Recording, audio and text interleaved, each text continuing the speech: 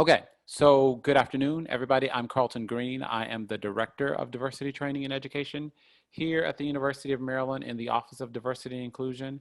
It is really my privilege to be able to welcome you here today. I am, again, representing ODI. I want to thank the co-sponsors that have been a part of this series that's been going on since the summer months, including the School of Public Health and also the College of Education, specifically the Center for Diversity and Equity in Higher Education have been really key players in helping us to get this conversation started and keeping it going. Throughout the summer months, we have been talking about anti-racism here on our campus. How is it that we can provide some feedback, some insight, some knowledge, some expertise, some critique about anti-racism work on our campus? How is it that we can move forward as a campus community that is known for doing anti-racism work? We have had scholars come on throughout the summer to talk about these issues, mostly folks who are affiliated with everybody actually has been affiliated with the University of Maryland. The last teaching that we had actually featured 3 alums who are formerly here out of the College of Education. And so we're really trying to leverage the expertise that we have within the campus community to have this conversation. Today, we have 3 other scholars who are going to join us to talk really specifically about this moment in time where we find ourselves, how we can think about critical race theory or critical race frameworks as tools of resistance. And really when we're thinking about resistance, I did not put this up into the slideshow. When we're thinking about resistance, we're talking about the strategies that people use to survive and to exceed the oppressive nature of racism in this country. How is it that people really create lives for themselves that are anti-racist and also lives that are really capable of saying that racism won't claim their lives or won't take their lives away from them? How do we resist it and keep living lives of freedom even as we have to struggle with day-to-day isms in the context of our lives? So that's really what we're going to be talking about today. Before I move any further, I do want to go ahead though and put up the land acknowledgement that we're going to ask everybody to take a moment and consider. Every community owes its existence and strength to the generations before them around the world who contributed their hopes, dreams, and energy into making the history that led to this very moment. Some were brought here against their will. Some were drawn to migrate from their homes in hope of a better life. And some have lived on this land for more generations than can be counted. Truth and acknowledgement are critical in building mutual respect and connections across all barriers of heritage and difference. At the Office of Diversity and Inclusion, we believe it is important to create dialogue to honor those who have been historically and systemically disenfranchised. So, we acknowledge the truth that is often buried. We are on the ancestral lands of the Piscataway people, who are among the first in the Western Hemisphere. We are on indigenous land that was stolen from the Piscataway people by European colonists. We pay respects to Piscataway elders and ancestors. Please take a moment to consider the many legacies of violence, displacement, migration, and settlement that bring us together here today. Please take a few moments to reflect on that.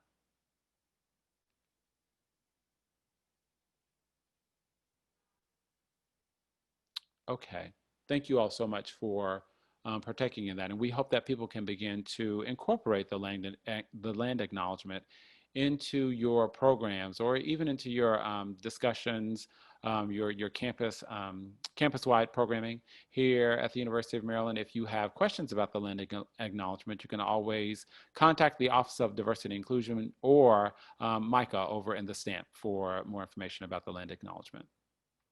One of the things that we have been asking of these campus scholars that are part of these conversations is to come together to bring their expertise to talk about current day issues so that we can be thinking about moving forward with anti-racism work. Today, we have 3 professors, and I'll introduce them here really quickly before we move into the actual subject at hand. Dr. Bayley Marquez is an assistant professor in the Department of American Studies. She has expertise around indigenous folks as well as teaching more generally about ethnic studies. Dr. William Ming is a professor and chair of the Department of Counseling, Higher Education, and Special Education in the College of Education. He is also a counseling psychologist by training. And Dr. Ruth Zambrana is the professor and interim chair of the newly named Harriet Tubman Department of Women, Gender, and Sexuality Studies, We are so glad to have all three of them here today. They're going to be our featured speakers. We've asked each of them to prepare some remarks in advance of today's talk, where they'll each have about 10 minutes to explore. And this week, they're going to be talking about critical race theory as a tool of resistance. And so each one of them will be talking about frameworks that become really important from critical race perspectives that we can use either in the classroom or in our scholarship or our research and our service here at the institution, okay? The next piece of this is really what we've been doing all summer, is trying to set us up with a definition of racism. And this is one that I have been using in trainings across campus and want to use for these anti-racism teach-ins. This is a quote that I got from Dr. Kamara Jones, who is the past president of the American Public Health Association. She's also currently a fellow at Harvard University, where she is working on initiatives aimed at helping the American public to deal with and have more honest conversations about racism. I heard this quote from Dr. Jones when she was on a podcast a few years ago, actually, and it really has stuck with me since then. The context of the podcast is that she was a guest in a conversation about whether or not Milwaukee, the city of Milwaukee, should declare racism a public health crisis. The city of Milwaukee, in addition to some other Midwestern towns, have really been grappling with the race-related disparities in their towns, and many of them have begun asking that same question: should we really be looking at racism as a public health crisis? In that conversation, Dr. Jones offered this definition, which I think is really useful for us to come together around, to be thinking about how to really conceptualize racism and what it actually looks like in day-to-day life. But she says racism is a system. It's not a personal moral failing. It's not even a psychiatric illness. It's a system of power. And it's a system of doing two things: of structuring opportunity and of assigning value. It does those things based upon so-called race, based on the social interpretation of how we look. Throughout the summer, I've been trying to provide examples of what this could look like on our campus. Even throughout the summer, we saw multiple incidents where racism clearly was an issue that we needed to be discussing. But if we go back to COVID-19 as being one of the primary issues, we think about who was being exposed to COVID-19, who was dying more rapidly or at disproportionate rates from COVID-19. It becomes about a racism issue. If we think about how opportunity structures are in communities to be able to offer healthcare to folks, what we were reading early on in the COVID crisis is that people who were white had much more opportunities to get treatment for COVID-19 versus communities of color, Black and brown communities, where COVID-19 was much more predominant. They had less opportunities to have access to healthcare. That's a racism structure. That's a systemic issue related to racism. It also connotes really clearly that some bodies are more valued than others are. And in this instance, if we think about COVID-19 and how we have been talking about treatment, how we've been talking about access to treatment and access to vaccines and who gets care, that also connotes a sense of value. And what we learn is that white bodies are much more valued than Black and brown bodies. And so that's a really cogent way of thinking about racism for us as we move forward in the conversation. The way that we've really been talking about anti-racism here, and it's really in response to Dr. Jones's definition of racism, is that we want people to be thinking about it this way. Anti-racism is about behaviors, how it is that you engage with each other. How do you maintain some accountability for racism? And so the definition that we've laid out is that anti-racism is pursuing racial justice by naming, being able to clearly say that racism is a part of the system that is disproportionately affecting Black and brown bodies in this country, understanding exactly what that is about. How is it that we can understand why there are medical or healthcare systems that are set up to advantage white bodies over Black and brown bodies or indigenous bodies? How can we then turn around and be accountable for that? Once we've named it and understood it, that it's an issue, what do we need to do as a society? What do we need to do as individuals to say, I'm stepping in here to pay attention to how I contribute to or benefit from this system? And then I want to do something to remedy that, right? What is it that I'm going to do to contribute to this so that we turn back the tide on how racism disproportionately marginalizes and negatively impacts Black and brown bodies, right? That leads us to a way of being able to set up a system where racial stratification is no longer there to devalue certain people and to disfavor people with certain types of opportunities, okay? So that's how we're thinking about anti-racism, and we want everybody to be holding on to that as we move forward in this conversation. What becomes really important today is for us to talk a little bit maybe about critical race theory. Many of you probably already know that coming out of the White House a few weeks ago, the President of the United States began to say that he was going to withhold funding from any federal agencies that were using critical race theory as a tool to help train people about race and racism. Critical race theory has been vilified as being divisive and un-American coming out of the White House. And so today we want to have a conversation really about how is it that we use, or how is it that we have been using critical race theory as a tool of resistance.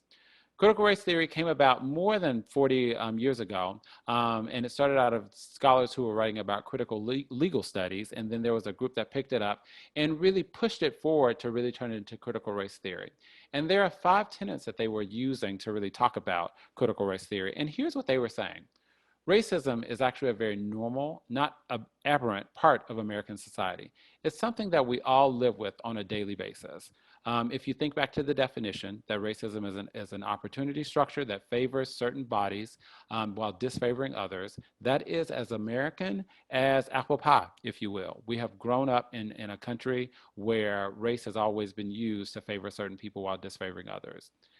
They also say that counter to thinking about legal scholars thinking about there being an objective truth, critical race theorists say that storytelling is actually really important for helping to be able to understand how these myths and presuppositions about common culture are really raced.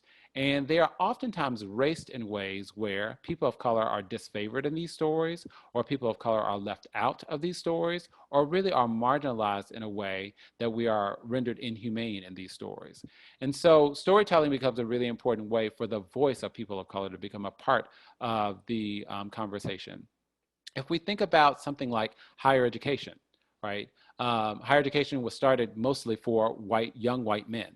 If we start to tell stories about how people of color were using education, either within the context of slavery or through Jim Crow, or how immigrants began to use education as they came to this country as a way of being able to liberate what education has meant in those communities, and we tell those stories from the perspectives of those people of color, then we actually bring a new way of seeing education and not just seeing it from a white male perspective. So that's why storytelling becomes a really important part.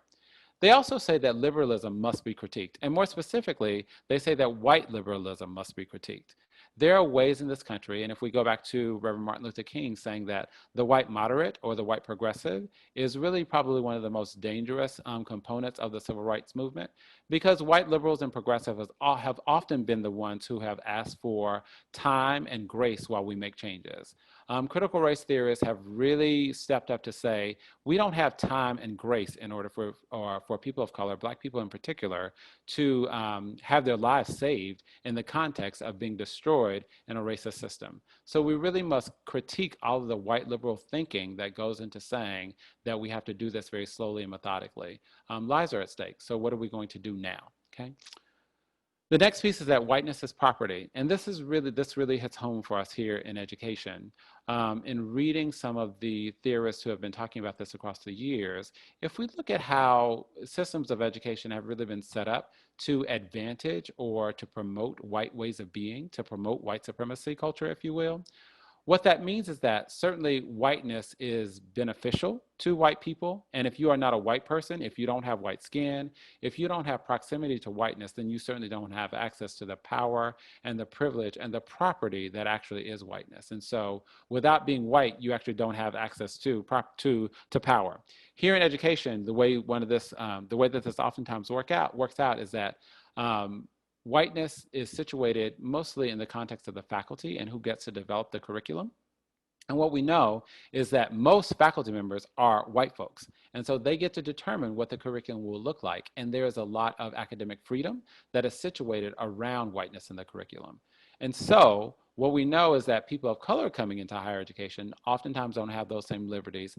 And most folks who get a PhD in education end up working in the student affairs side of the institution, where we know power is not vested the same way that it is with the faculty. And so there's a way that whiteness continues to function as property, even as we try to see more people of color coming into education. It's about where do you get situated? And then finally, what the critical race theorists argue is that diversity efforts primarily benefit white folks. They really argue that there's a sense of interest conversion that takes over. If we look at a really recent development here, right in our own area, the Washington Redskins, or the Washington NFL football team, there had been some pushback from Native communities about the name. For years, Indigenous folks had been saying that that NFL team needed to rename itself. It wasn't until just recently, within the past few months, when that NFL team was threatened with the loss of capital from its sponsors, that it actually moved into serious conversation about removing the name. They haven't been renamed, but just removing the name. The interest conversion there really is about how is it that Indigenous folks could be begging for this name to be changed, but it wasn't until money was put on the table by white sponsors that there was actually movement from the Washington NFL team. That is not necessarily a true diversity effort. That is really about capitalism and how it is that the company or the team was going to respond to the loss of money. Okay, so it's not even a recognition that there is some legitimacy to what the Indigenous folks were asking for, right? Okay, so that's just a brief primer on critical race theory and some of the tenets that are really involved. What we know is that critical race theory is actually really important to helping the academy move forward. It brings a voice of critique. It brings in voices that have traditionally been left out. It brings in perspectives that are not necessarily baked into the beginnings of higher education that we actually need. And so today, we've invited these three scholars to come on to offer their own perspective about how critical race theory factors into their work and how it is that they can, how it is what they would want you to know about how it is that we can continue to move forward with critical race theory as a tool. So with that being said, I'm going to invite Dr. Bayley Marquez to come on. Again, she is an assistant professor in the Department of American Studies, and she is going to be bringing us a talk, Stories, Theory, and Practice, Activism Against Racism and Colonialism for Social Change. Dr. Marquez. Hi, thank you so much, Dr. Green, for inviting me to be a part of this talk. I was really excited to be here, particularly in light of the attacks that have been going on against critical race theory and against talking about ethnic studies in the academy. So what I'm going to talk a little bit about today is my perspective from Native American studies and thinking about what ways Native American studies contributes to the conversation of critical race theory, and then think about it in light of some of the anti-racist activism that has been happening in 2020. So if we could advance the slide, please. So I get at that through a Lumbee scholar who's incredibly important in Native American studies and Native American education, Dr. Brian Brayboy. He wrote a piece called Toward a Tribal Critical Race Theory in Education, which was really, for me, my first introduction as a scholar to critical race theory, what it was, and how it intersected for me as an Indigenous person. And he has 9 different tenets that he outlines for tribal critical race theory. I'm not going to talk about all 9 today in my 10 minutes, but I am going to talk about 3, which I think are really important for sort of setting up where we are in this moment in 2020. The first of which is that colonization is endemic to society. So Dr. Green was talking about the way that racism is not abnormal to our society.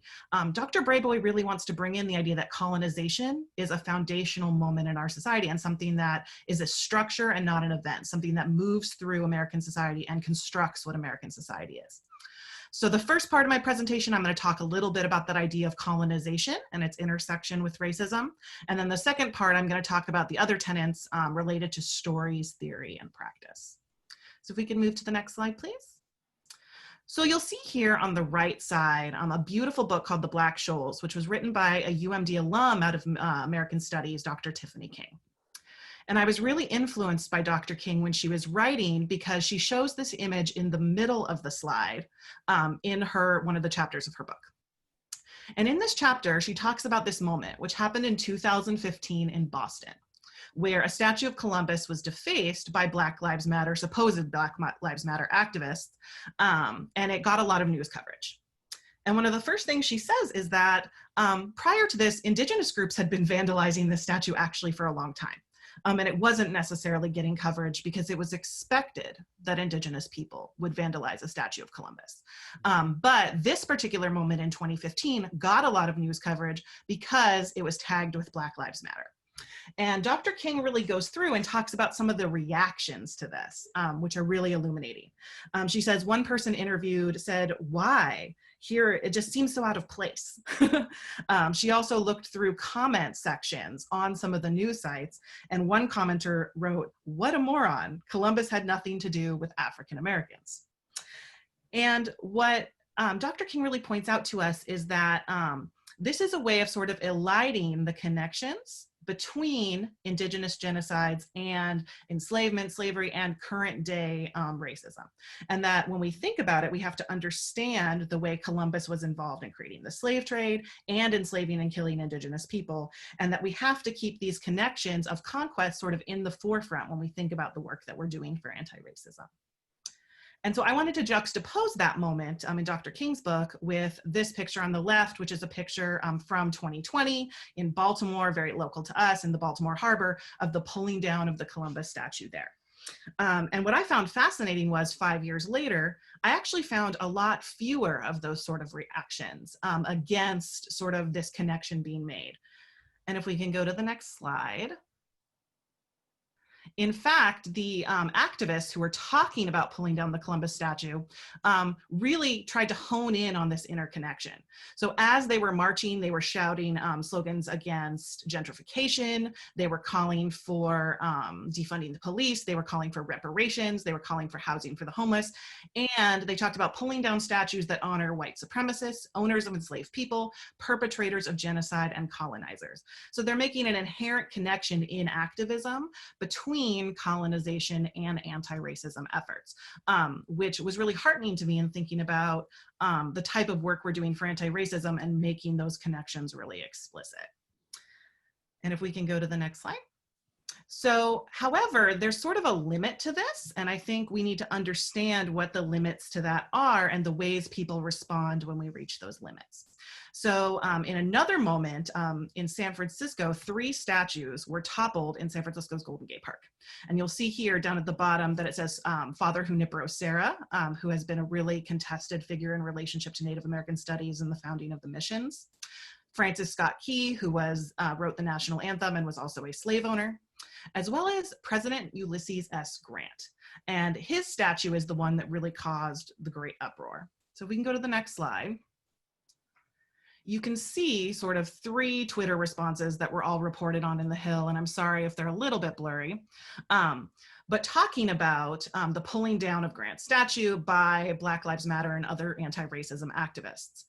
So for example, this is no longer about righting wrongs. This is just ignorance. Toppling Confederate statues, fine, but toppling the statue of President Ulysses S. Grant, who fought against the Confederates, this is just crazy. You people hate America, just admit it.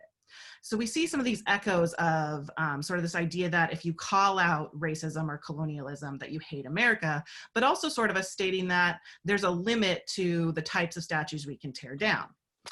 The activists who were tearing down these statues, part of what they were noting when they were looking at Ulysses S. Grant's record, and as you can see here, some of the people who are commenting against it are talking about how he tried to dismantle the KKK, how he was not really a slave owner and equivocating on that. But the protesters were really pointing to also his history with indigenous people. So under Grant's Native American policy, there was a large number of wars against indigenous people, extremely violent wars, including the Modoc War, the Red River War, extensive wars against the Lakota people in the plains. The Battle of Little Bighorn, Custer's last stand as we've heard it, occurred during his presidency, as well as numerous massacres of Native people, massacres of the buffalo, and the establishment of indigenous boarding schools, which have a long and oppressive history in relation to Native people. So if we can go to the next slide, I have 3 sort of takeaways about sort of examining these moments of pulling down monuments. The first of which is that the intersection between colonization and racism is really necessary to acknowledge, and it drives a lot of important currents in anti-racist activism. So if we look at the pulling down of Columbus statues from 2015 to 2020, activists are really asserting that these things are tied together. But one tactic to delegitimate anti-racist activism is to focus on erasing some of those connections. So the moments that Dr. King describes when they're trying to delegitimize the taking down of Columbus statue by Black Lives Matter activists.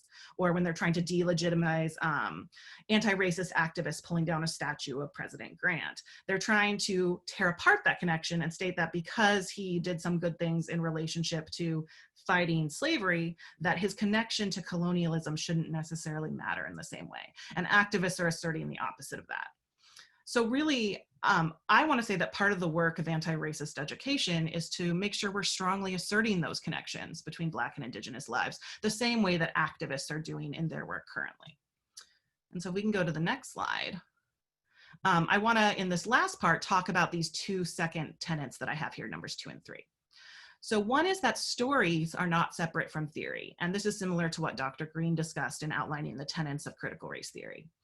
And really that they make up theory and are real and legitimate sources of data and ways of being in this world. And that our theory, which includes stories and practice, are connected in deep and explicit ways, such that scholars must work towards social change in whatever ways we can.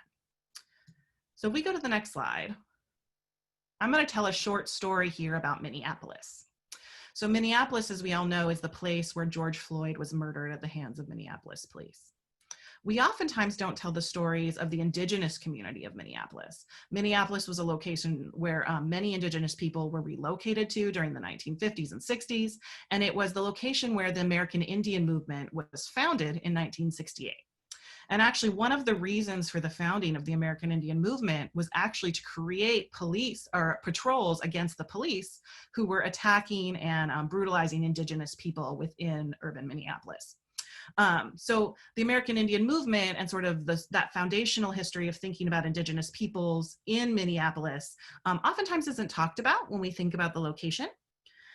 And then it became really prominent when we looked at the protests and the moments that were occurring in the wake of the murder of George Floyd. So the picture here on the left is a picture from a news article from CBC, which is covering Indigenous women who came out to dance in support of healing after his murder.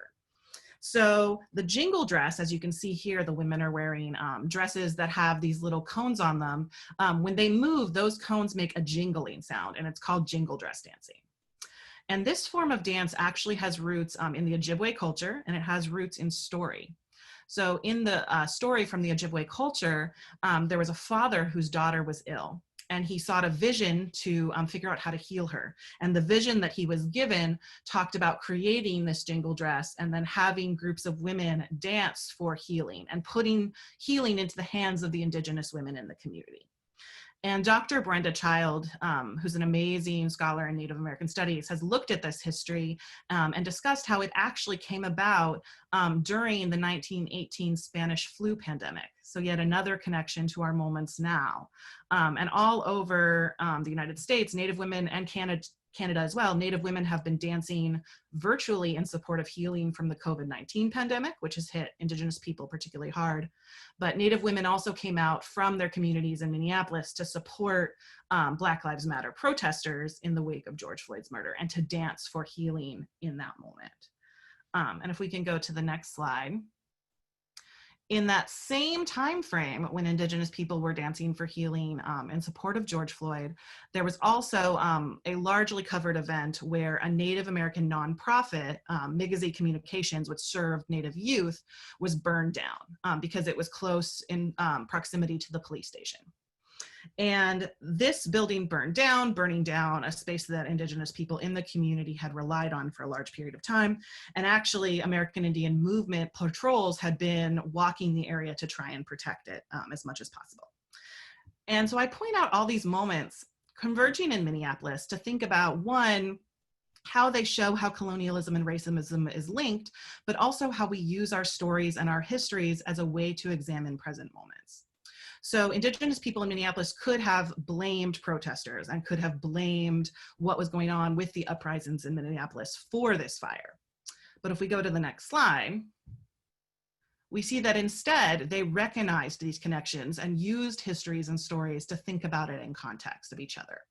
So Frank Pero, who's an American Indian movement activist and who was on the ground in Minneapolis in Indians.com story, he states that the Minneapolis Police Department is the cause of these actions, and that's talking about the fire. They murdered that young man, and just like they have murdered a lot of us, people of color from the Twin Cities area. We remember that young man that was killed along with others they have killed among us. So in this moment, he's pointing toward thinking about a shared history, using the stories of American Indian ways of resisting the police to think about resistance to the police in the present moment in connection with Black Lives Matter activism. So if we can go to the last slide.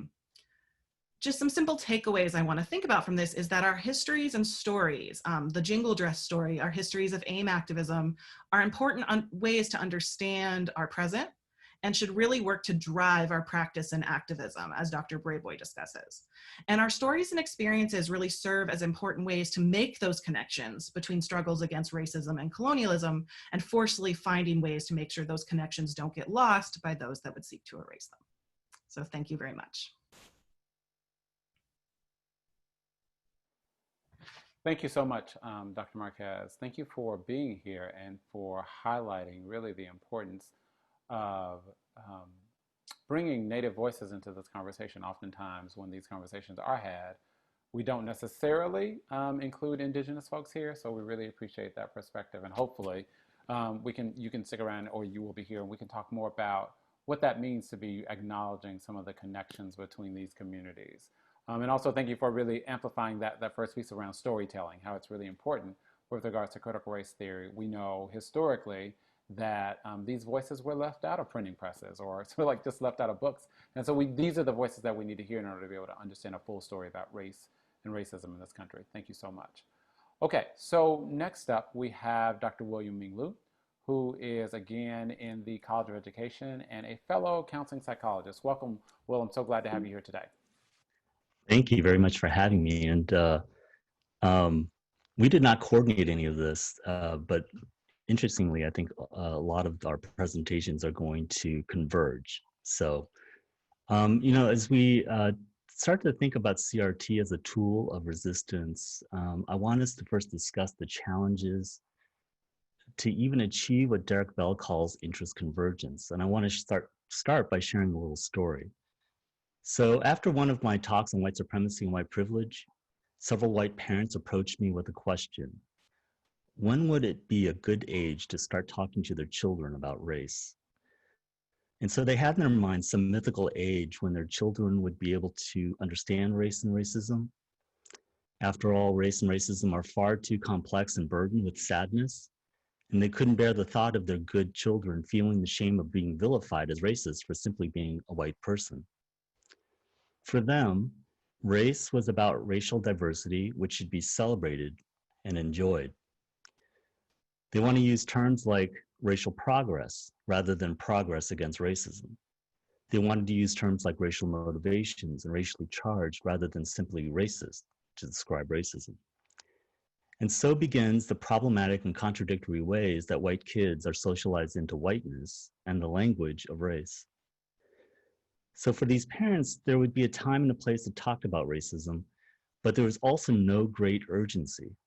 They perceived racism on the decline because racism exists primarily through masked figures of neo-Nazis and hooded Klanspeople, and those who wear MAGA hats.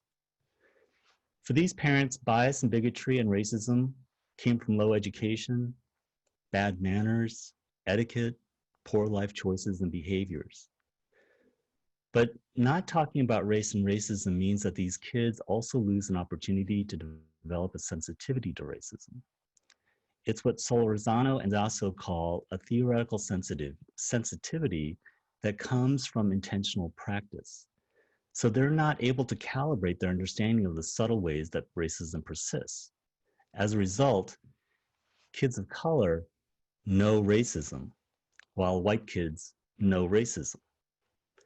So by the time white parents choose to talk about race and racism, racism is already anchored in big acts of violence and violation, and neither the parents nor the children have the language or understanding to the subtle varieties of racism.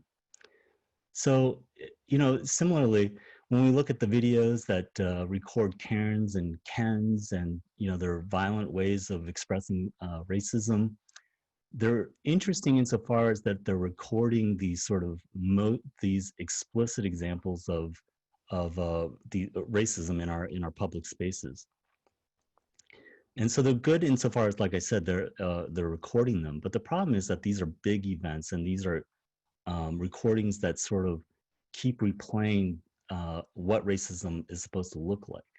And I want to contrast the Karen and Ken videos with a much more subtle and problematic encounter, which is with Nick Sandman and Nathan Phillips on the steps of the Lincoln Memorial. I think most of us remember that as we might refer to him as the Covington Kid.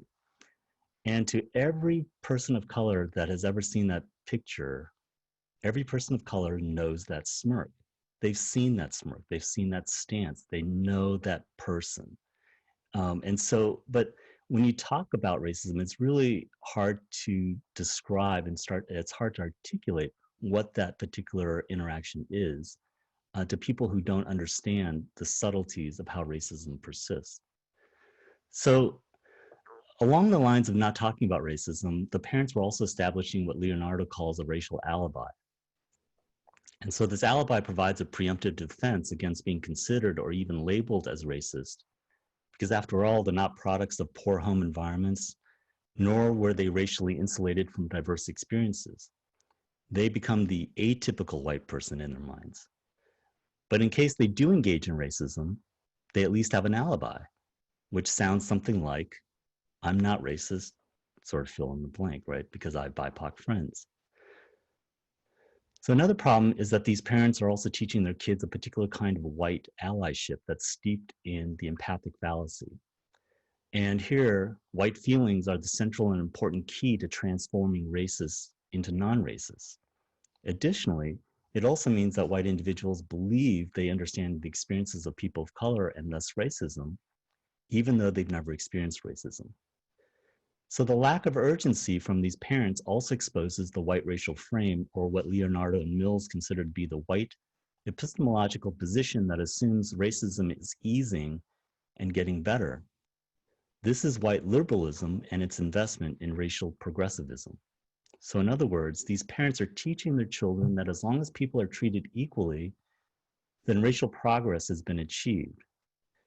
This form of egalitarianism is essentially a colorblind worldview that continues to evade color and power. Thus, white privilege is simply the ability to decenter race and racism and color and power. And without color and power, we end up in situations where some people are just more equal than others. Now, colorblindness is appealing because it seduces people into believing in a common humanity and equality without regard for asymmetrical racial power dynamics. So even more deeply rooted in colorblindness is what Charles Mills calls the epistemology of white racial ignorance, wherein white people have gone about their daily lives for decades without attending to or registering the racism that's occurring all around them. Their white racial ignorance is not aberrant, as we have heard, but normal and affirmed by other white people. And accordingly, racism is deemed by white scholars as an anomaly, because good white people do not do intentional harm. And so following suit, scientific positivism could only operationalize racists in their most extreme forms. White racial ignorance relegates racism as a perception rather than an experience among people of color. And it also discounts the affirmation and liberation that Black and Indigenous and other people of color gain from counter stories. And so to directly challenge and complicate that white racial progressive and liberal framework, critical race theorists present a different epistemological stance that centralizes race and racism. And this is important because the place that you start means that it sets about a certain number of assumptions that leads you to a different conclusion. So critical race theorists centralize race and racism. By doing so, they state that not only is racism permanent, but the idea that upward linear progress is a myth. That is, the words racial progress, whenever you hear that, should always be understood as two words that are doing a lot of heavy lifting in any statement. But in saying that racism is permanent, we must be clear that we don't mean that interpersonal bias is simply the problem that needs eradication. Racism is permanent means that any one racist law, policy, or act has exponential and catalytic effects in our society that benefit and protect whiteness, while negatively impacting BIPOC peoples. So immigration, housing, banking, law enforcement, educational policies rarely, if ever, have to mention white people because its interpretation and application are always situated in extant practices that already favor white people. What this means is that the practices need to change laws and policies and not the other way around. Moreover, any educational and economic progress made by Black, Indigenous, and other peoples of color also mean educational and economic gains for white people. This is what interest convergence is. Interest convergence represents a point in time when progress is demanded by circumstances and where white interest in maintaining their good and innocent non-racist positions is threatened. Institutional and cultural changes occur and benefit BIPOC peoples, but interest convergence is always incentivized for white people such that their gains will constantly and consistently outpace the gains of BIPOC people. So to finish, critical race theory provides us with many of the tools to understand our current circumstances. CRT is a tool that we can use to decipher the multiplicity of white intentions and acts, even when those acts are meant for the benefit of Black, Indigenous, and other peoples of color.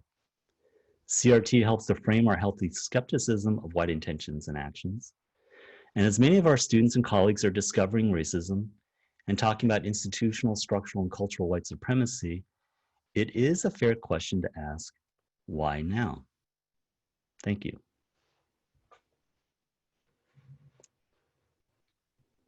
So I'll turn that back over to Dr. Green.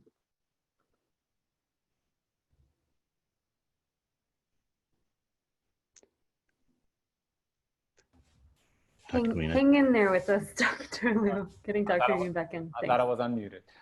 You're making me think about the language that has been used coming out of the White House really to label CRT as divisive, and some of the quotes in there about white folks having to cop to the fact that they either benefit from racism or that they're all racist. I think though the piece that you're pointing out here that feels really important to me is that using the language of racism becomes really important rather than some of the other language that we want to use to try to dress this up and make it look really pretty for people. Mm-hmm. These conversations are not easy. They are, I mean, the history of this country is not easy. And so we invite people into the conversation using this language because it's really important to talk about these actual things. Yeah. So I hope folks are making note of their questions. I have failed to say this earlier. Please put your questions in the Q&A box, and we will have Dr. Marquez, Dr. Liu, and Dr. Zambrana in conversation with some of these questions closer to the end of our time together. But right now, we're going to bring in Dr. Ruth Zambrana, who is, like I said before, the director of the newly named Harriet Tubman Center for Harriet Tubman Department of Women, Gender, and Sexuality Studies. Dr. Zambrana, are you there?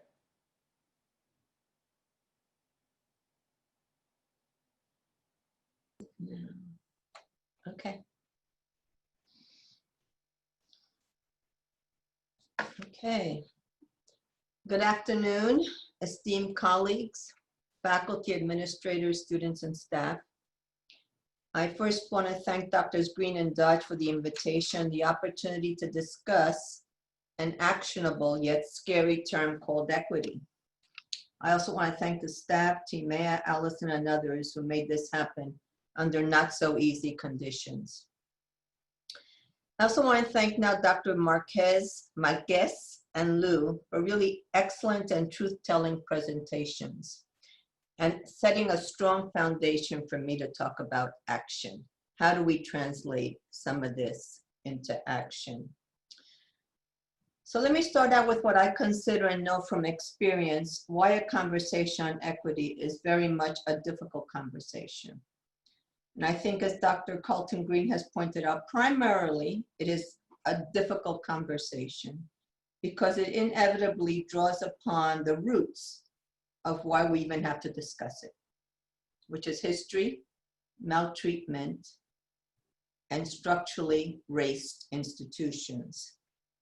I say this because I have had the sad experience of discussing the lived experiences of historically and traditionally underrepresented students and faculty which includes the groups that we have alluded to: African Americans with a history of slavery in the United States, Native Americans, Alaskan Natives, and racialized Mexican Americans and Puerto Ricans.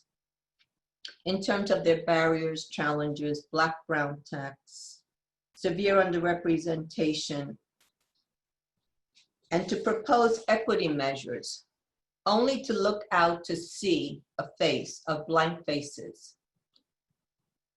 After storytelling, which we value, many throughout the universities in the United States, these stories left them with no questions, no compassion, no emotions, no understanding, and no answers. Sometimes accusations erupted regarding my exclusion of the difficult experiences of other groups who have experienced and are experiencing ongoing discrimination: Muslims, Middle Easterners, Chinese. These experiences are real and acknowledged. And today we are in a moment where hate, discrimination, racism, xenophobia is rampant in the land of the brave and the free. Yet URM groups who tend to get lost in the homogenizing language of people of color and the power of institutions who deny their voice are often denied equity measures within these larger groupings also. So in this presentation, I'm addressing the difficulty of a conversation on anti-racist action or equity.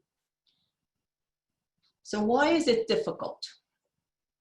I want to address the difficulty of this conversation because I think it is time to execute equity as a living, actionable strategy.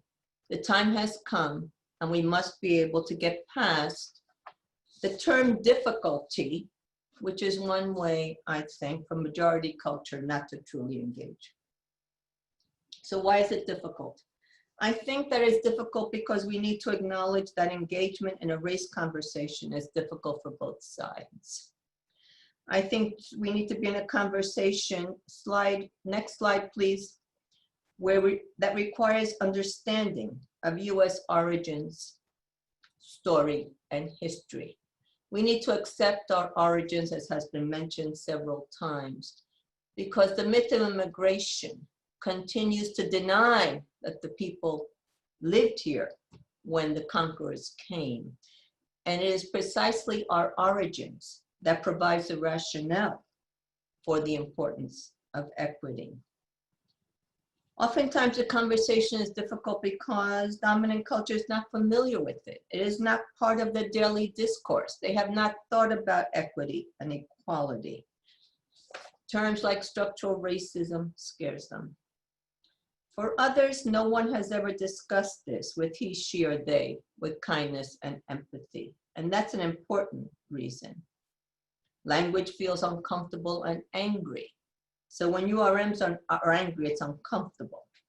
Another really important reason that I heard, which I thought was worth talking about, is people on both sides have said, I have never been able to hear what discrimination, racism, not belonging, not having feels like, or the opposite from the URM.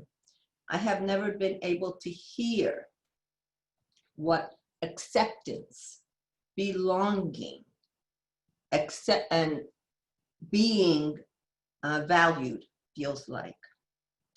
So what I want to focus on in this presentation is really looking at intersectional identity as a marked historic identity and institutional power, and to look at these groups who have experienced chronic disadvantage based on the history, intergenerational disadvantage based on history and treatment over the last 400 or 500 years. And this disadvantage is in educational preparation, in wealth accumulation, in residential resources, and digital access. And as Kamara points out, access to social and economic capital to reach levels of success afforded oftentimes to non-historic groups. People ask why these groups? Because data reveal disadvantage at every turn. Since the 1960s, we have been unable to significantly increase access to educational pathways for these groups, who now constitute about 33% of the US population and about 10 to 12% in undergraduate, graduate, and faculty positions.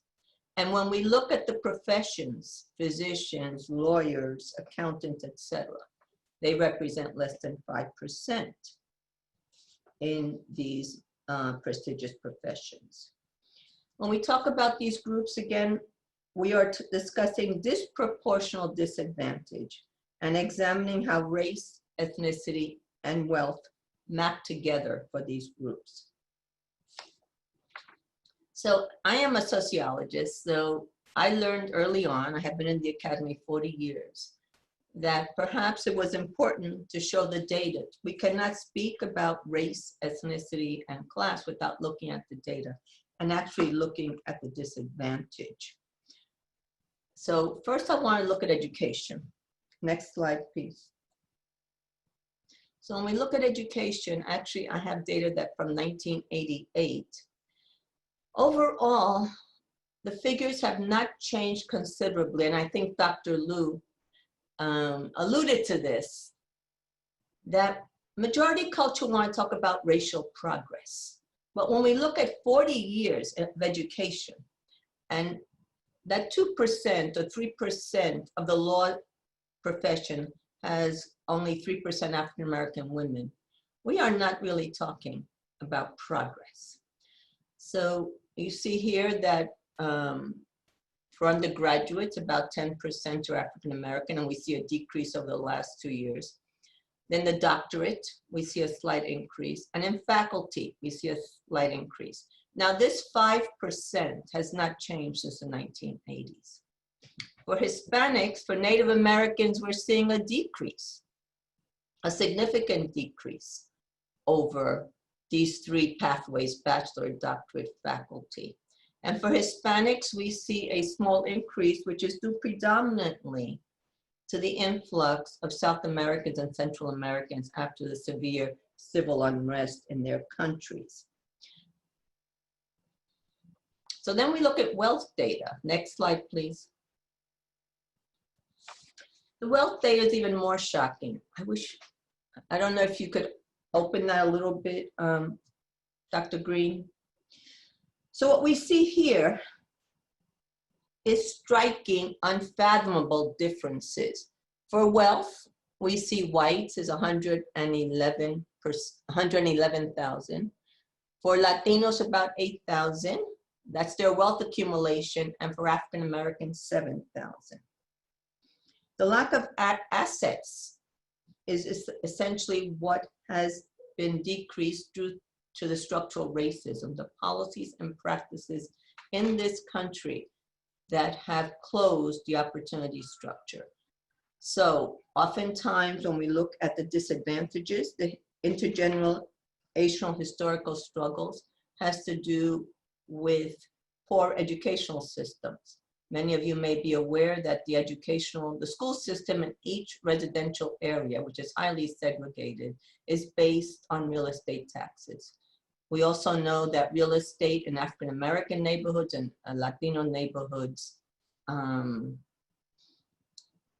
worth less than in white neighborhoods, even if they are contiguous with each other. So that wealth accumulation has been hampered at every step of the way.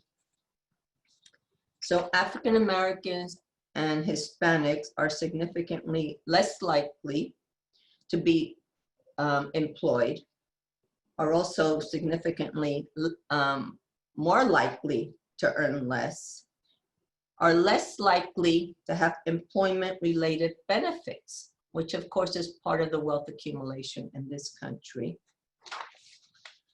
and are less likely to own homes, which are a major asset, and are less likely to graduate from college and have much higher graduation rates. So all these conditions speak to the importance and the need for equity. Now, there's a tremendous resistance to the use of equity. My colleagues and certain administrators have told me that there is confusion about what equity means. I am truly unclear on why there is confusion. Do people in the academy believe that there is equality in the US? What I have learned and heard over and over is that Americans do not like the term equity. In a recent conversation at the School of Public Health at the University of Maryland, 2018, Dr. Richard Beezer, the president and CEO of the Roy Wood Johnson Foundation, addressed the issue of equity. And I spoke with him and he said, Americans don't like the notion of equity. They prefer equality. As a matter of fact, they did not like, nor did he, the image of the 3 boxes that some of you have seen on equity. He says, I prefer, next slide please, to look at the bicycle example. Now, when you look at the bicycle example, what do you see? For equality, you see that this very second bicycle on the top, that this very tall man is on a bicycle where his back is going to hurt after this ride, and he's going to be very sore. You also see that the young girl who is sitting there, that bicycle does not fit her. So equality is about giving people, all people, the same thing, regardless of what they need. And this is what has been happening. So we have the SAT, we have the Scholastic Aptitude Test, we have the MCAT.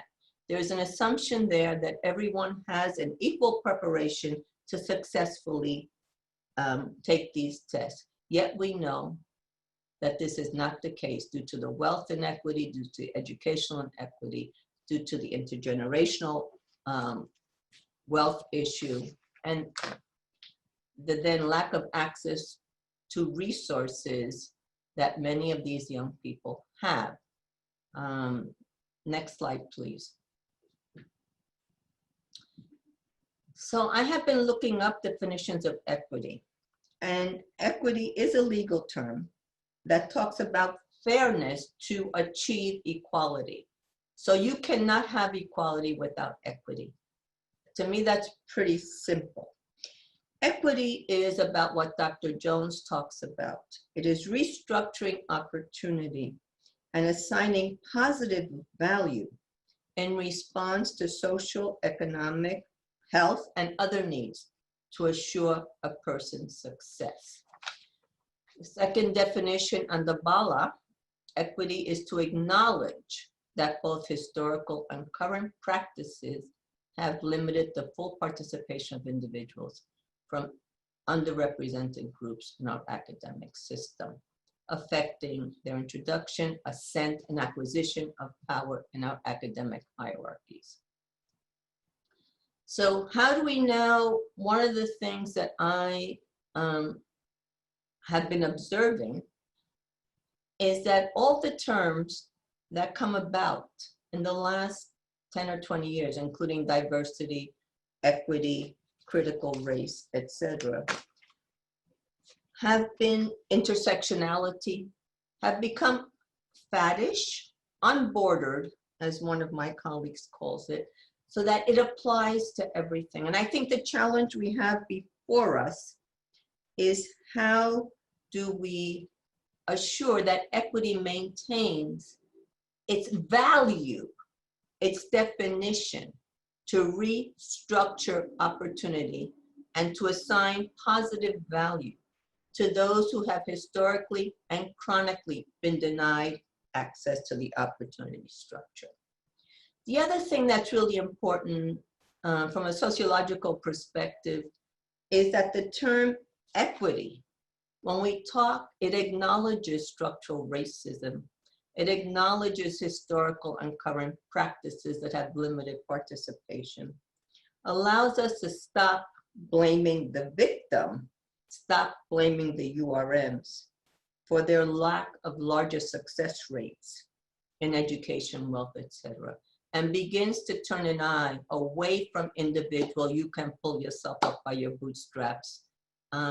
There is equality here and access to the structure, and allows us to really provide the equity supports that are required if we are really to have racial progress, particularly among these 4 ethnic groups, who in my view built America, contributed to building America. Many died under the violence of the history of this country, and yet have not been able to access any of the benefits of this country. Let me conclude with 2 thoughts. One is that we need to stop talking and we need to start doing and acting. We need to engage in praxis. We need to be color brave and change the institutions we work in. And I loved the Annie Casey seems to have a little bit of courage here. And they say equity practices to be achieved and sustained. Equity needs to be thought of as a structural and systemic concept. And at the University of Maryland, we have to, in my view, stop the confusion among the faculty and administrators. Equity is equity, and we know what it is, and we know what to do. I reviewed over 200 reports on diversity actions from 2000 to 2018 for a book, for a guidebook that I developed for administrators and leaders in higher education. What was most striking of those 200 reports on diversity, which for me has always been a mask for racism, and I think that has been shown more recently, there was a laundry list of things to do, which were paralyzing. They did not mobilize, they paralyzed. So we were able, with the University of Pennsylvania, the president's office, and other deans, to bring down the equity practices to 5. And I think if we can engage in at least 2 or 3 practices for these different areas of student retention, student enrollment, graduate student successes, faculty hires, that we will begin to make a difference. Lastly, if we believe in equity, we need to include and not run under the delusion of inclusion by using terms in different ways. And I like what Ms. Jamison said, because it is true. There are few of us, but each of us do sit at a table. And many of us do not speak up, because I have been there and I have observed it. And I think I like her words. What do you do at your place at the table? If you act just like everyone else, what difference does it make that you are there? So I encourage all of us to engage in praxis of equity and to really use data, although under this current administration, data does not matter too much, but we can use data to begin to make our case and to show the importance of giving the equity lift to our historically underrepresented folks. Thank you. Thank you, Dr. Zambrana. We have received quite a few questions, and I've tried to organize them in a way that might help us go from something broad to something that feels a little bit more concrete. I'm going to come to you first, Dr. Marquez, with this first question, and then allow the other panelists to come in. But it's really a question about how does the new executive order prohibiting the use of critical race theory in training, especially at the federal level, right? How does it affect higher education? What are your thoughts on that? Yeah, I saw this question and I was thinking about it as our other panelists were talking. And one of the things that I think is interesting about it is, as I read that report, I think it's hard as someone who works in higher education, because it does feel like a direct attack on everything that you do. But what critical race theory I think helps me think about is that ultimately, if I look at Native studies as a location that is also under attack in an executive order like this, we've actually been under attack for a really long time. Mm-hmm.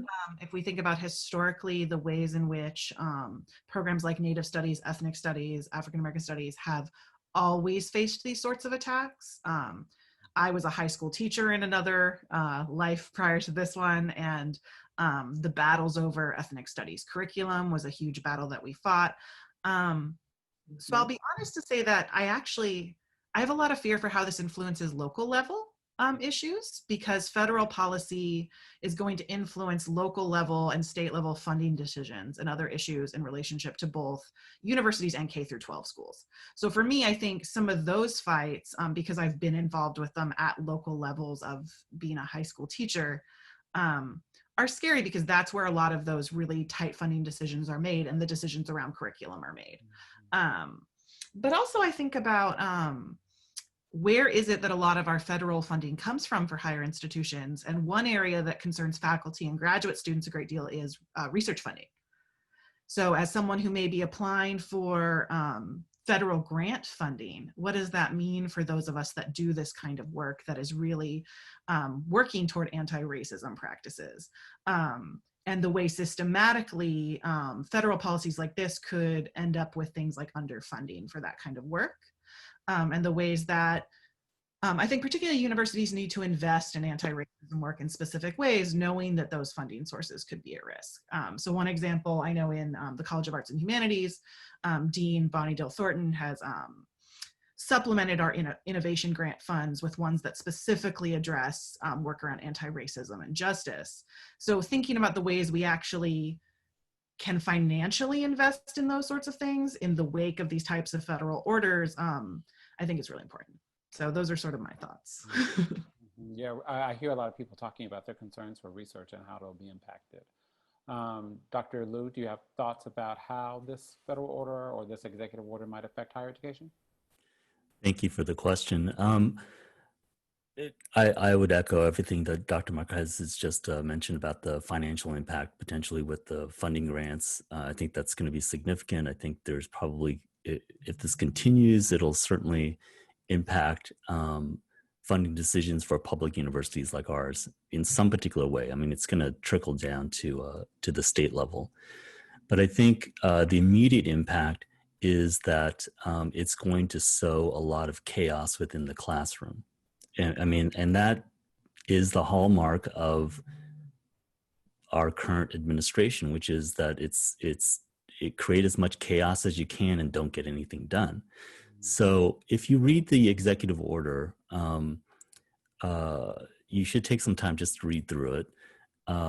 It is, of course, what you would expect, ascientific. It's not scientific at all. It's not based on any scholarship. And it literally is a list of white grievances. And so what this will mean for our faculty and our graduate students in the classroom is that they need to be prepared, and we need to be prepared. As a chairperson, we need to be prepared for a lot of potential chaos and pushback by not a big group of students. I don't believe it's going to be a big group of students, but it only takes one student to create enough chaos in a classroom that you can't get anything done. And so that's what we need to be prepared for in the immediate, because the executive order is out. There are students on our campuses that will hear it, they will register it, and they will use it as a leverage to deny, to create chaos, and to speak out against faculty. And most of the faculty who are teaching these kinds of courses are faculty of color, women of color, other minority faculty. And so they'll experience levels of jeopardy about their career from the simple order, from particular classroom interaction. So I think this will be the immediate impact that we'll experience, and that we need to be prepared for to some degree. I want to add something to that, even as I come to you, Dr. Zambrana, and this could be for everybody as well. So if we're thinking about it affecting higher education and thinking about grant funding or the classroom being affected, what is it that the University of Maryland should be doing? What stance should we be taking? How should we be communicating about this right now? I know that's a big question. Dr. Zambrana, do you want to start for us, or? No, thank you. I have not read the the new legislation yet. So I will let Dr. Marquez and Dr. Liu respond to that. Okay. Dr. Liu, you had unmuted your device. You want to start? I do think at the central administration level, it is critical to reaffirm and rearticulate the values that bring our community together, right? And I think President Pines and everybody in the executive group has done a nice job of articulating what are the important values. And the other piece too, I think, is that we need to be very clear and very willing to sit with the time horizon that we're looking at. In other words, this is going to be a perpetual fight, and you know we're experiencing sort of a new line that we're going to be starting from, the starting line in a sense. And so we need to see this as a persistent, consistent effort that we're going to be committed to, because this is not going to be forever. This will pass. We will get through this to some degree, but the effects, like I was saying, are exponential and catalytic. And those are the kind of things that we're going to be living for well beyond my career, right? It's going to be probably, I mean, we know that it'll be well beyond Dr. Marquez's career. You know, it's just something that we are going to have to be committed to for the long run. And I think we've got to, as the saying goes, keep our eyes on the prize. Gotcha. Dr. Marquez, do you want to add anything about how it is you think the university should be responding? I mean, I agree definitely with everything Dr. Liu was saying about how this is not necessarily a fight for a moment, but a long-term fight that we've been fighting historically and continue to fight. One thing I do when I teach my classes on ethnic studies is I try and ground students in what brought about ethnic studies in universities in the first place, which was student protest and students fighting back against institutional policies for equity, for representation, for space, for funding, for all of these things. I look to a lot of that history when I think about the types of things that I want to see in universities, because I think about the ways in which those students were structuring demands and were structuring fights for those resources. And another thing I do with my students is I say, look at these historical documents, look at these moments in these strikes, and how many of those things do we have that exist in the university now? Because sometimes we've been asking for some of things in terms of like what Dr. Zambrana was talking about, actual sort of specific material ways of asking for equitable resources that we still don't necessarily have in universities. So if we think about funding for students of color, if we think about the hiring of faculty of color, if we think about all those things, and that those have to be long-term continued fights that the university has to commit itself to doing. Yeah, I think it also becomes really important. Oh yeah, I'll come to you in just a second, Dr. Zambrana. I also think that it becomes really important that we empower faculty members to say to students that the same way that you have respect for Pythagoras's theory, or the same way that you have respect for Freud's theory as a way of being able to understand human behavior, or some type of academic pursuit. Critical race theory is also a framework, a theory that we use to be able to understand people's lived experiences in the world. If you're going to critique it, you first need to learn it. You have to learn this theory first before you can come in and try to push back. If you're not going to spend some time learning, then you actually need to be quiet as we engage in the academic discussion here, right? Being able to actually help them see that this is one of the tools that we use in the academy is also really important. What do you want to add, Dr. Zambrana? I get concerned that we're going to get deviated again by this piece of legislation, which has been since the 1960s, has been the modus operandi of the federal government, even under less crazy people than we have now.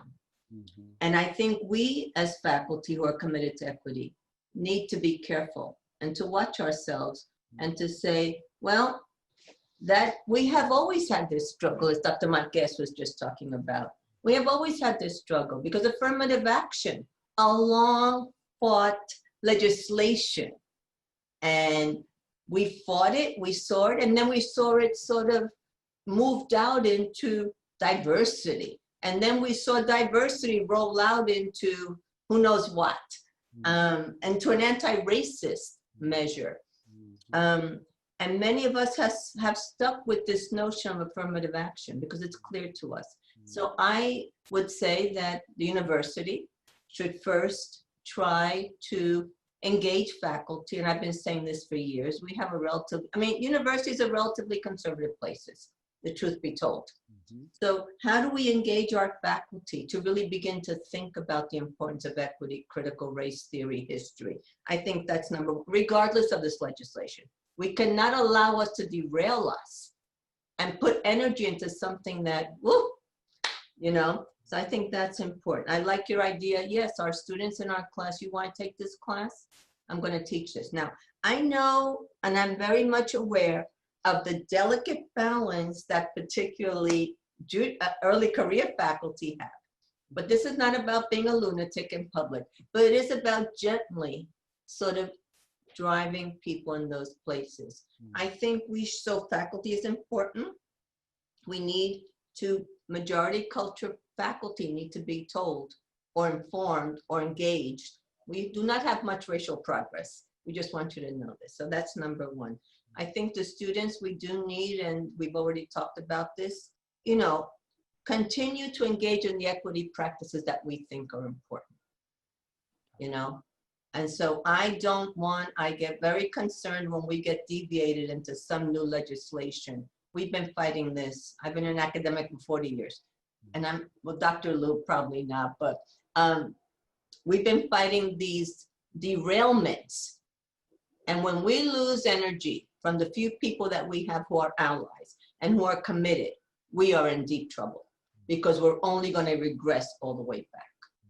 So I haven't read the legislation, but whatever it is, it sounds bad.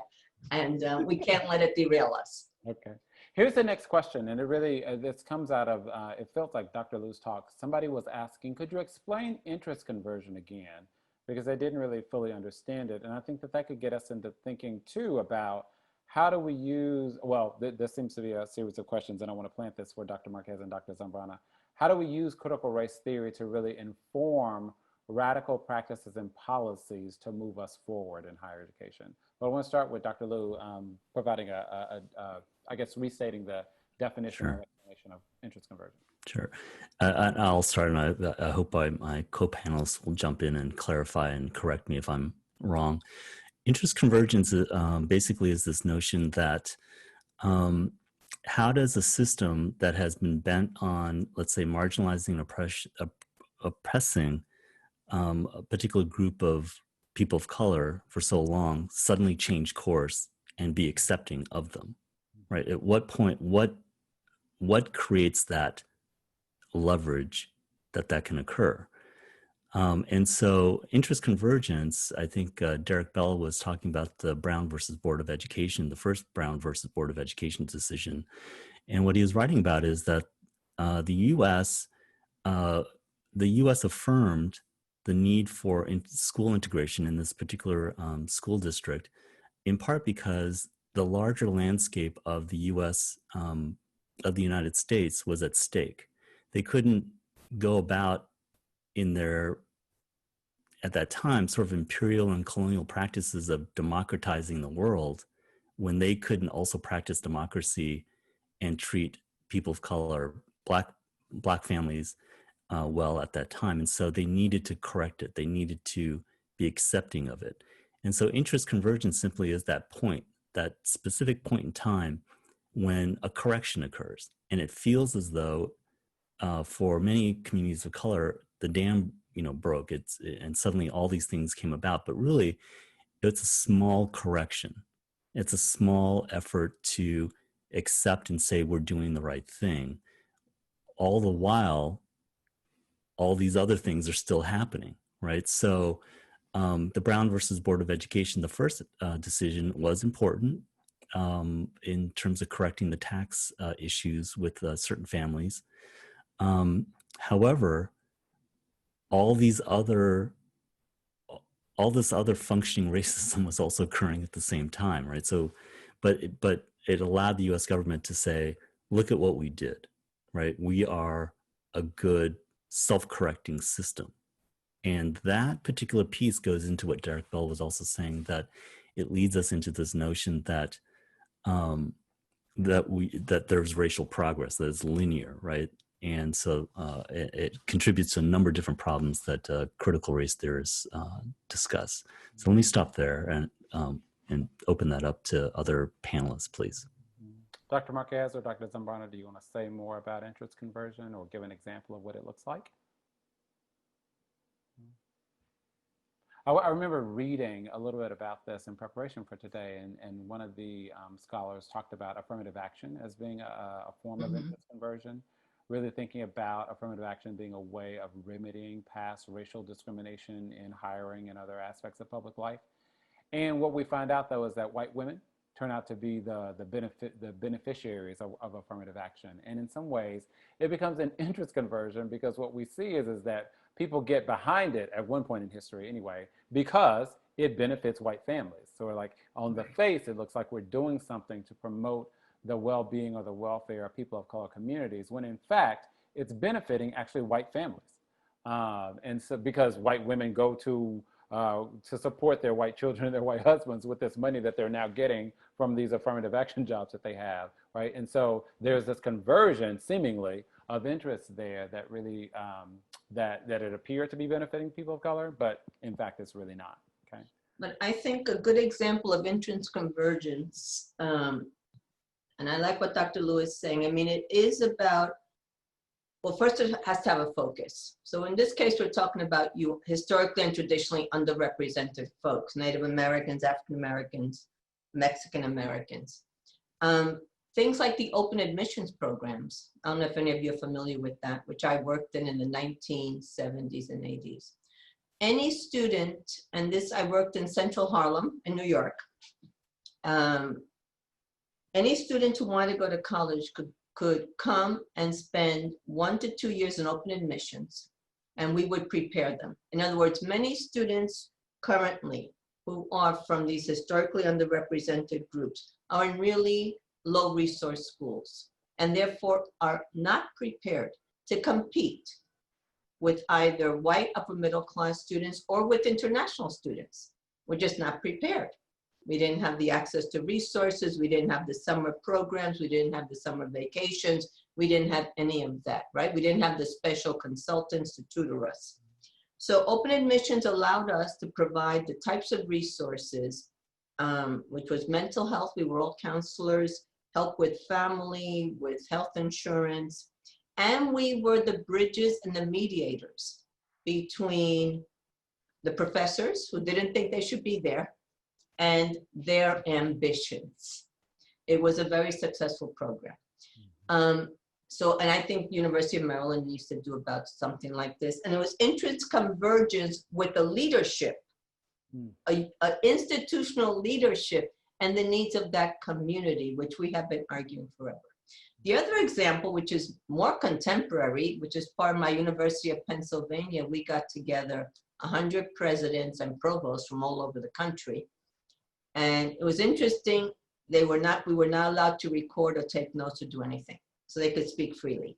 But the president of Grinnell has a 1-year prep program for historically and traditionally underrepresented students, so that they are prepared from high school 1 year to come into college. It is called the pre-gap, the gap year, but it is a preparation gap year.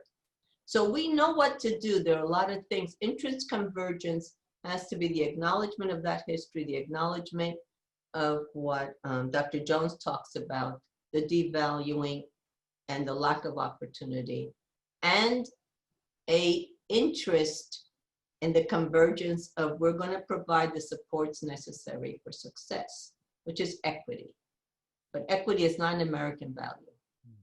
It is as one person, this white male lawyer said, Americans are embedded in unbounded mythology. So I thought that captured a lot. We are moving into just our last few minutes here, actually. I'm wondering, I'll ask Dr. Marquez or Dr. Liu, do you have any particular thoughts about using critical race theory to influence policy change, especially in higher education. Anything come to mind for you just off the top of your head? I'll just jump in really quick. I think critical race theory, like I was mentioning in my presentation, when we think about developing policies and procedures, critical race theory centralizes race and racism. If you centralize race and racism, and you mean Black Lives Matter, for example, then that has to be the starting point from which all the policies and procedures emanate. If you start from another point, then race and racism is simply not included, and you end up with a different logical conclusion. So it's an epistemological stance and positionality that you start with that leads to a different conclusion if you centralize race. So I'll stop there. Yeah, thank you. That's really useful. Dr. Marquez? Yeah, I think I'll just say one of the things that really drove me in sort of my own work with critical race theory was realizing that while holding racism at that center, right, and using it to influence policy, we always are doing that. I think those of us who are working for social justice, for anti-racism, are always trying to do those things. And we're getting those policies put in place when those interests converge. Not necessarily just because we suddenly started doing it, but really thinking about that long-term activism. So one of the things that I like to focus in on is not necessarily when sort of the government comes along and decides they want to support it, but thinking about how we support folks who are already doing that activism, who are doing that on the ground work. I think about, for example, in the case of the university, we have strong student activist organizations who have been pushing for various reforms for a very long time. If you look at students right now who are trying to ask the university to critically examine its relationships to police, and those students have been doing that for years. And many of us have also been doing that for years in various ways in the various organizations we're a part of. So thinking about how we support those fights so that they can continue until, I guess, the interests converge, because, you know, in some ways I'm very interested in thinking about how on the ground, and my presentation spoke to this, how we sit with and work with folks who are engaged in this activism already and in supporting that. Mm-hmm. Thank you. What I hear you saying is that we also need to make sure, as we center race and racism, that we center the people who are doing anti-racism work and really out there allowing us to try to get to an anti-racist place on their backs. How do we provide for and care for them? And that becomes a really important part of this work too. We are at 1:31, so we need to wrap this up. Thank you all so much for being a part of this conversation, Dr. Marquez, Dr. Liu, Dr. Zambrana. I also want to thank really publicly for all of the behind the scenes work with this, Allison Dickinson, who is the communications person in the Office of Diversity and Inclusion, to Mia Webster, who is the executive assistant to the Vice President for Diversity and Inclusion, and to Erin McClure, who is the the diversity officer and the chief of staff in the School of Public Health. I really appreciate all of their efforts in helping us to pull everything together. We hope that everyone got something out of this today. We encourage you to continue to be about the business of anti-racism, and we will be sending you out an evaluation for this conversation to help us to be able to understand what you're learning from this, and also to get names of other folks from our campus community who might participate in these ongoing conversations. Next time, we hope to be back talking to you a little bit about what are we doing when it comes to practice, the practice of anti-racism, whether or not that's in the classroom, supervising, conducting yourselves across campus as just folks who live in this community. What does it look like to actually be doing anti-racism work on the ground? Okay, so once again, this is Carlton Green. I really thank everybody for joining us today. We look forward to seeing you next time. Thank you. Bye. Thank you.